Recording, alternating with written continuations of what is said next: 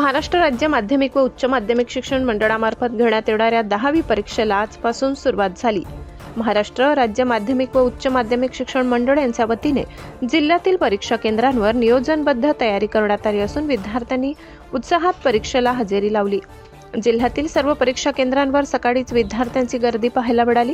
पहिल्या दिवशी भाषा विषयाचा पेपर आहे। जिल्ह्यात जवळपास 50 केंद्रांवर 21,000च्या वर विद्यार्थी 10वीची परीक्षा देणार असून कोणतीही गैरप्रकारची घटना घडू नये यासाठी शिक्षण विभाग तसेच पोलीस प्रशासनाच्या वतीने कडक बंदोबस्त ठेवण्यात आला असून केंद्रप्रमुख पर्यवेक्षकांची नेमणूक करण्यात आली आहे। जिल्हा प्रशासनाच्या वतीने परीक्षा केंद्रावर आवश्यक सुविधा उपलब्ध करून देण्यात आल्या। विद्यार्थ्यांना वेळेआधी केंद्रावर उपस्थित राहण्याचे ओळखपत्र आणि प्रवेशपत्र सोबत ठेवण्याचे आवाहन करण्यात आले होते।